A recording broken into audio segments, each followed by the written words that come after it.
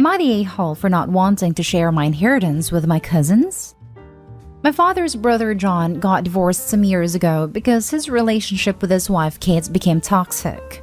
He had to give up his living house as alimony to her, and both his kids, 19 and 17, refused to remain in contact with him because Kate told them to choose any one of their parents. So he started living with my parents and we both had formed a very good bond.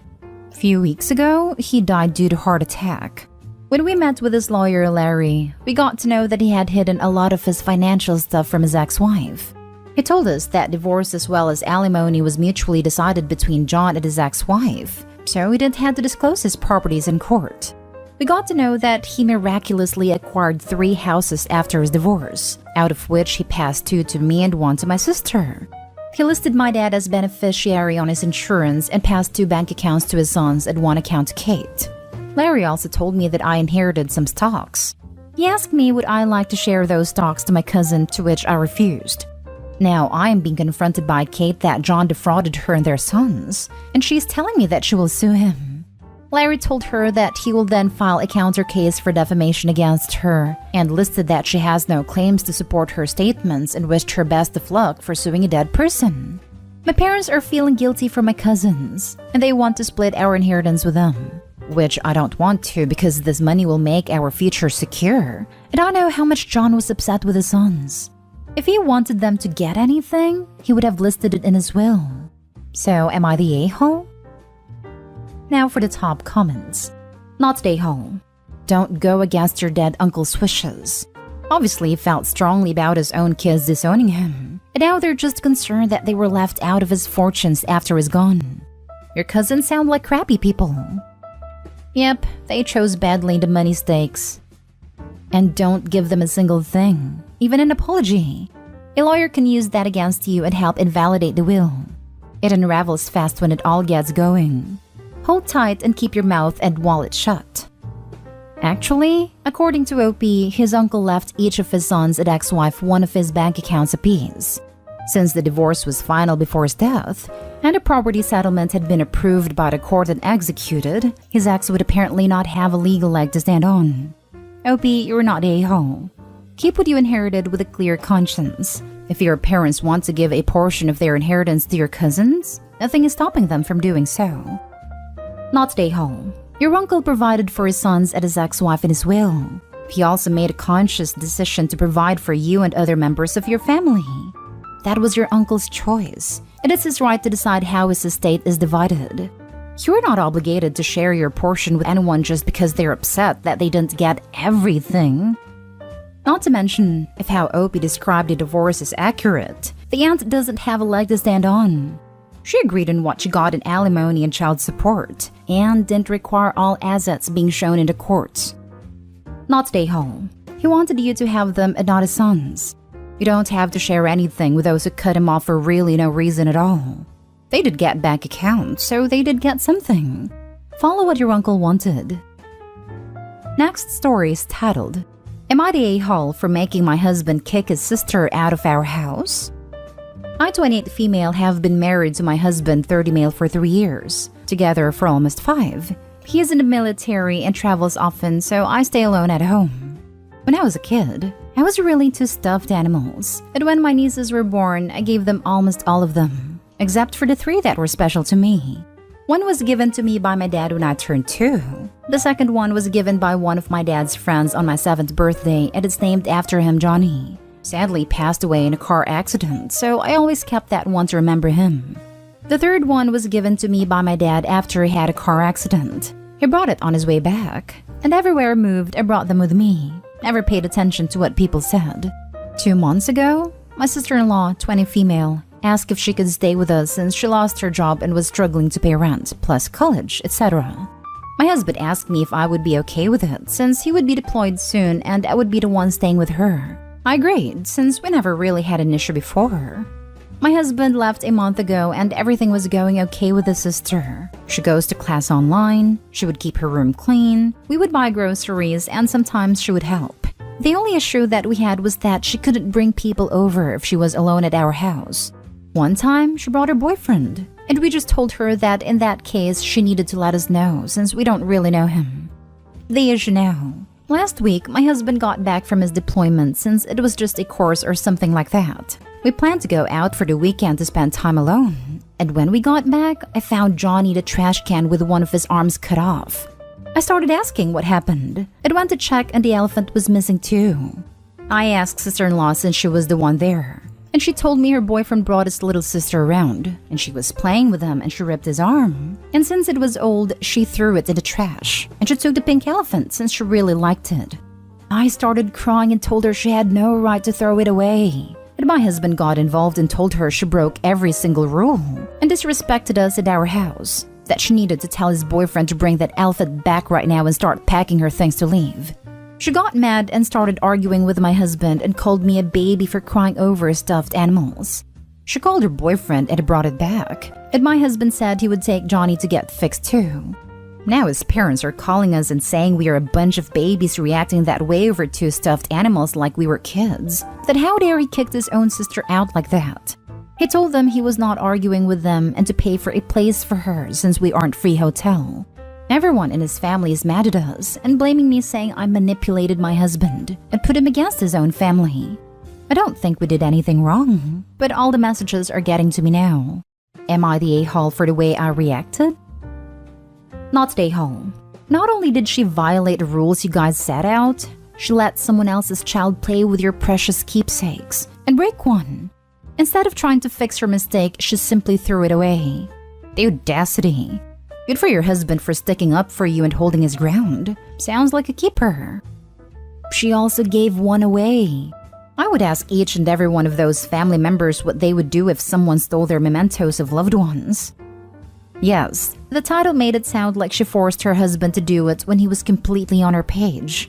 That sister was awful to let a child destroy a childhood toy and steal another. Parents of husband are no better that they excused this behavior and called Opie childish as well. Not a-hole, of course, but the title conflicts with the content. If the content is right, you did not make your husband throw her out, but he did the right thing on his own. So if that is true, special kudos to your husband. Perfect reaction. I typed it like that because that is everyone is saying, that I make him kick his sister out. Yeah, well, good indication in how serious to take those people. Makes one wonder if they even know what happened. Next story. Am I the a-hole for not telling my wife I have biological children? I, 44 male, have been with my wife 12 years, married for 6. We have 3 beautiful kids. We support our kids, we live in our dream home, we vacation often. Life is good for us and I have no complaints. The problem is, when I was in college, I was 19, a classmate of mine and her wife approached me about being a donor of her and her wife. They were both in their late 20s and wanted to have children. So I agree and told my parents about it. Lawyers were involved that I was not to seek them out or try to contact them or the kids. Everyone was on the same page and eventually found out they both were able to get pregnant. A few months later, I signed some more papers at a lawyer's office. Never heard anything else. They moved on, I moved on. Then when visiting my parents, my wife and I ran into this family. Their son looks exactly like me, to the point where it was uncomfortable, and their daughter looks like my sister. They introduced us and it was awkward but pleasant. My wife was completely blindsided, but I understand. I never brought it up with my wife because when we first started dating, fertility was a huge trigger for her because she had been told she would never have kids. But then we started popping out babies, so I never felt the need to bring this up because I could legally never be involved with these kids. Like ever. But now she's threatening divorce. She's really struggling with the fact that our kids have siblings. I try to tell her that they don't, that they aren't my kids. And these women, their mothers, mean literally nothing to me. I go years without even giving them a thought. In hindsight, I could have, but I really was trying not to trigger a very sensitive issue for her. And we eventually have beautiful children of our own. So I feel like the a-hole. Edited to add, I have acknowledged my wife's feelings. She handed me my butt several times, but I haven't even tried to tell her she's wrong for being upset. I'm trying to get her to agree to therapy. These pregnancies were done in a clinic, so I did not sleep with these women. I have had copies of everything sent over to show my wife, including the non-disclosure agreement, because we went to the same university, and parental rights. Now for the comments. No a-holes here. I get both sides. To you, those children are not your children. You donated genetic materials and that was the end of your involvement. However, I can also see your wife's side, because she didn't know. If I knew my husband had donated seed, it wouldn't bother me. If I knew that had resulted in a child and hadn't mentioned it to me, I'd have felt hurt and lied to. And that is probably what's upsetting your wife. She feels you deceived her. And if you kept this from her, what else have you kept from her? Not least, because my mind would be going to the what-ifs in terms of if our child got into a relationship with their biological sibling. This is the answer. You are literally a sperm donor, and that's what the legal papers are all about. Proof that you can't approach them and vice versa. It was a transaction that took place before you even met your wife. That said, from her perspective, you have fathered children, and as a parent, she's feeling like that's a very big deal, even in absentia. It may have her wondering, if you can be a father without telling me after the 12 years we've been together, then what else do I not know about you? Personally, I think threatening divorce is quite an overreaction. But what's called for is probably some marriage counseling to work through this. Once a trained professional is involved to help you both work through your different points of view, you can hopefully go on your married path together. The important thing to focus on after all this is the 3 children you created and raised together, not the 2 you donated seed for. Good luck. No a-holes here.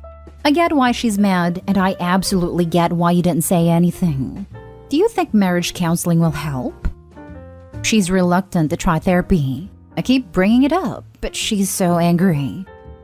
And I get it. In her mind, you lied to her and withheld information. In your mind, you were trying to spare her emotions when she was having difficulties getting pregnant. Good luck, OP. Soft, you're the a-hole. Never mentioning it? Did you date for a second then start trying to have kids? That's a little weird. I mean, your wife is overreacting, but also it is a little weird. Yes, we had kids very quickly.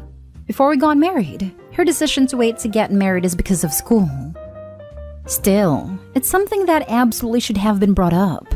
She now is wondering how many other things just didn't get brought up. Now for the last story. Am I the a-hole for not accommodating my friend who recently had a baby? My friend recently had a baby. We are in our mid-20s, so we're still very much the type to go out and have fun at bars, parties, nightclubs, travel to new places, you name it. But she got pregnant last year and had a baby, so we haven't been able to do much of that for obvious reasons. I've always supported her, even planned her baby shower for her and got her home ready for when she came back with her newborn. But recently she came to me ass backwards and went off on me because I apparently did not accommodate her and her child. She went on to say that she was upset because I'm always doing stuff without her knowing she has a baby. She brought up the fact that after her baby shower, a few of us in our circle went out to a local bar we always go to, and she couldn't go because she was very pregnant and they smoke inside that bar. I asked her what the issue was, because I had spent the entire day making sure she didn't lift a finger for her baby shower, that my friends wanted to treat me to some drinks after all the hard work I did. It was after we had cleaned up for her baby shower, and she was even complaining about how tired she was.